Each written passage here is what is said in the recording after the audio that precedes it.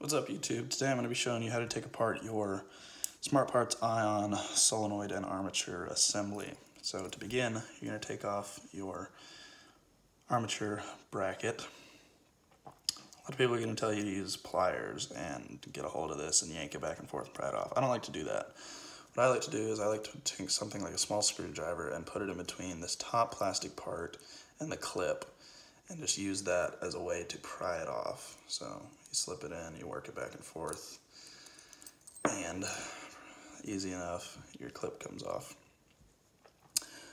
Make sure y'all check that your clip is not magnetized. You pretty much just test that by taking something that is magnetic, holding it up to your clip. If it has a magnetic attraction to it, you know your clip is magnetized, and you need to replace that clip.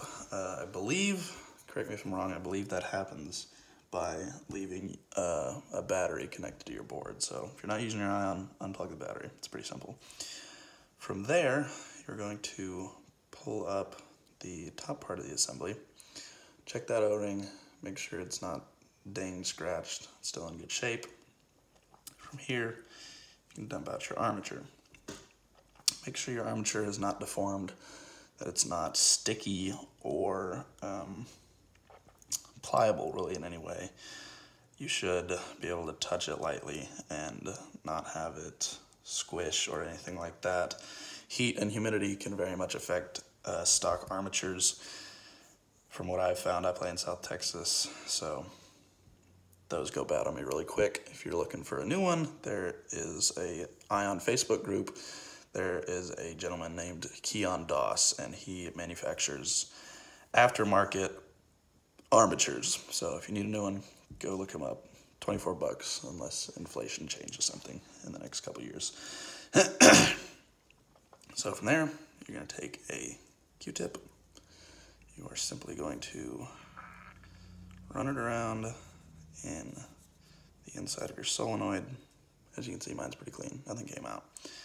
Don't ever lube or grease or put anything in your solenoid. You want it as dry as it can be.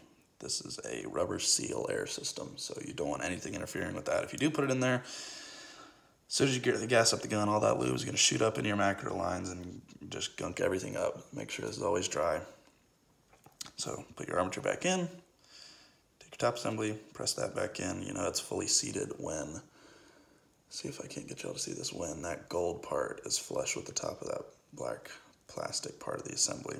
From there, you take your clip. You know your clip is going in the right way when the longer part is on top. So take it, place it on there. I like to use this round part on the other side of the board as a leverage system to push it back into place. So now it's fully seated. Your board solenoid assembly is completely back together. And other than that, don't ever damage that red coil. If you damage the red coil, your board's not going to work anymore. If your battery connection wiring snaps off, as they tend to, as you can see, mine's taped up because I don't want anything happening to it. These are very, not brittle, but they're easy to break. So make sure you be careful with them. You can solder these back on. You can kind of see where the original soldering is on, no, you really can't, but anywho, you can kind of see where the wiring goes in. Just look it up. You can kind of deduce where to solder these back on if your wiring attachment snaps. And other than that, clean your armature, make sure all the O-rings are good, make sure your seal isn't going bad, and that's about it. Peace out, YouTube.